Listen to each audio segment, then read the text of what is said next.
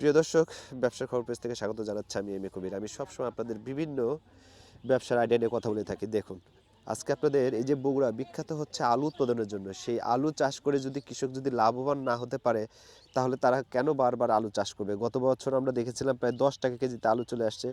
তারা কোলেস্ট্রলে রাখতে গিয়ে অনেক কৃষক শেষ পর্যন্ত কোলেস্ট্রল থেকে আলু পর্যন্ত ওখান থেকে নিয়ে আসেনি, ওখানেই রেখে দিয়েছে। কারণ সেখানকার যে বিল, সেটা দিয়ে আলু নিয়ে এসে তাদের আরও বেশি লস হয়ে যাবে। তো এবারও আমরা দেখতে পাচ্ছি যে আলুর দাম কৃষক প্রথমের দিকে একটু ভালো পেলেও এখন খুব একটি ভালো দাম পাচ্ছে না। তো এমনই একটি বিষয় নিয়ে আমরা একটু জানার চেষ্টা করি আসলে কত বিঘা আলু চাষ করে কেমন লাভ বা লস হলো সেই বিষয়টা একটু জানবো। আপনার বিষয়টা একটু বলবেন যে আপনি আসলে কত বছর ধরে আলু চাষের সাথে জড়িত? তাও 7-8 বছর ধরে আলু আবাদ করি। এবছর কত বিঘা চাষ করলেন? কি জাতের আলু চাষ করলেন? এটা আপনার ওই এশিয়ার পাকড়ি, লাল পাকড়ি করে কয় সেটা। আচ্ছা, এটাতে বিঘায় কেমন ফলন পেলেন এবার? বিঘা প্রতি তাও মনে হয় যে 70 মন করে আসবে। 70 মন করে। তা আপনার এই প্রতি বিঘাতে কেমন খরচ হয় এই আলু চাষ করতে? আমার খরচ হলো আপনার 38,000 টাকা করে।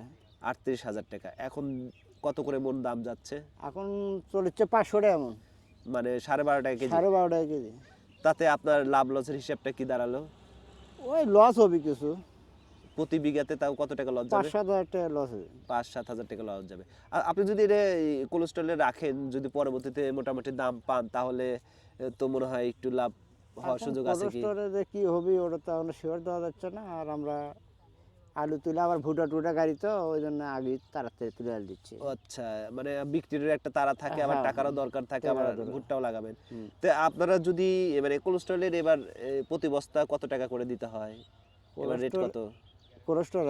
কোলেস্টোরে ভাড়া নিয়েছে এবার 400 টাকার বস্তা। 400 টাকা বস্তা। প্রতি বস্তা থাকে 65 কেজি। 65 কেজি আলু রাখা যায়। 400 টাকা করে। গত বছর ছিল হচ্ছে 360 না কত ছিল? হ্যাঁ, গতবার একটু কম আছিল, 300 টাকা পরে নিয়েছিল, পরে এবার দাম বেশি নিছে। এবার 400 টাকা নিচ্ছে। তো আপনার এবার মানে এতদিন এত পরিশ্রম করে এত কিছু করে এখন হচ্ছে আপনি প্রতি বিঘাতে লস খাচ্ছেন। তো আপনার মানে এই যে লস খাওয়া, কৃষকরা বারবার লস খায়, খুব কমই লাভের সম্মুখীন হয়। হ্যাঁ। মধ্যস্বত্বভোগীগুলোই বেশি লাভ করে। হ্যাঁ। এই আপনি 12.5 টাকা কেজিতে এই আলু বিক্রি করছেন, এই আলুটাই ঢাকা শহরে 50 টাকা কেজি। 50 টাকা।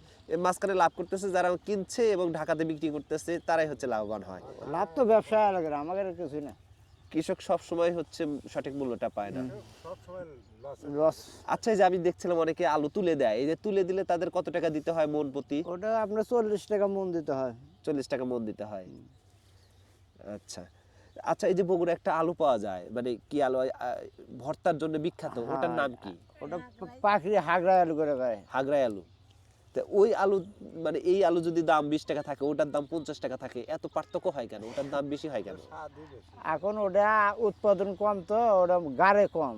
আচ্ছা, মানে বিঘাতে উৎপাদন কম হয় সেই জন্য না, ওই উৎপাদন ওটাও ভালোই হয়, উৎপাদন ভালোই হয়, কিন্তু ওটা লেট হয়, অনেক নেট আসতে হয়, নেট অনেক মানে লাগে। সময় বেশি লাগে, আবার অনেক উৎপাদনের সময়। পরিমাণও কম হয়, যার হ্যাঁ, কারণে হ্যাঁ। ওই কৃষকের দামটা সমন্বয় করার জন্য ওই দামটা বেশি হয়। হ্যাঁ।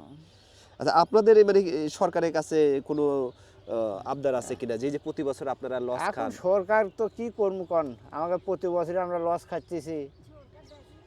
আমাদের তো খালি আলুর দাম যদি বেড়ে যায়, তাহলে মেলা কিছু সরকার অনেক চেষ্টা করে দাম কমানোর জন্য, কিন্তু কমে গেছে। এখন তো সরকার কিছু করে পারে না। এখন কিছু করতে পারে না। না। আবার হচ্ছে যখন বীজ কেনেন, আলুর বীজ কেনার সময় একটা হাহাকার, হ্যাঁ। বীজ পাওয়া যায় না, না। কোম্পানিগুলো ইচ্ছা মতো দাম নেয় আপনাদের হ্যাঁ। কাছ থেকে। এটাই মনে করেন যে এবার তাও 60 টাকা কেজি দিয়েছে, বীজের দাম। বীজের দাম দিয়েছে। আচ্ছা, তারপরে এতগুলো পরিশ্রম করে, এত মাস পরিশ্রম হ্যাঁ। করে শেষ পর্যন্ত আপনি আবার প্রতি এর বিঘাতে পিছু তো বাজার লিয়ে গেলে 100 টাকা খরচ হয়ে যায়। আমার এই 500 টাকা এখন আলু বেচলে আবার 100 টাকা হাজার খরচ। খরচ হয়ে যায়। তোলা লাগে, খাজনা দেওয়া লাগে, গাড়ি ভাড়া দেওয়া লাগে। সবসময় আপনাদের সবসময় লসের দিকেই লসের যাচ্ছে। দিকেই বেশি। ওই সামনেবারও লস খেলাম, এবারও ওই একই দশা। তা আপনি কি সামনের বছর কি আলু আর উৎপাদন আর করবেন? কেমনে করি কোন, তো সামনেবারের আশায় থাকে, এবার মনে করুন এবার ভালো হবে মনে হয়। এবার তো ওই একই দশা। তো সামনের বছর আর করার ইচ্ছা না, নাই? করার আর ইচ্ছা নাই। কি ফসল করতে চান সামনেবার? ওর সাথে ভুটাই আমার ভালো। ভুট্টাই ভালো। হ্যাঁ, ভুটাই ভালো। 1300 টাকা এমন ভুটা এখন। ধানের সাথে ভুটার দামই বেশি। আচ্ছা, একজন ভুটা আমার মনে করেন কলা বার হয়নি, রাইট। বুঝছেন? যাই হোক, আমাদের এই বিষয়গুলো আসলে খেয়াল রাখা উচিত, বাংলাদেশের সরকারের এগুলো দেখা উচিত যে কৃষকের লাভ হয়, কৃষক যেন বেঁচে থাকতে পারে, তাদের পরিশ্রম করে সে তার সঠিক মূল্য পায়, সেটা সরকারের দেখা উচিত। ইচ্ছা মতো বীজ কোম্পানিগুলো যেমন দাম নেয়, কোল্ড স্টোর ইচ্ছা মতো দাম নেয়, কিন্তু কৃষক সব দিক দিয়ে ঠকে যায়, তারা সংঘবদ্ধ নয়, তারা বিচ্ছিন্ন, তারা সঠিক দামটা পায় না। এই আলু এখানে তারা খুচরা বিক্রি করছেন 12.5 টাকা, আর এই আলুটাই ঢাকা শহরে প্রায় 50 টাকা 60 টাকা কিনতে হয়। তার মানে কৃষক আসলে সবসময় বঞ্চিত। এই বিষয়গুলো আমাদের একটু খেয়াল রাখা উচিত। ধন্যবাদ সবাইকে।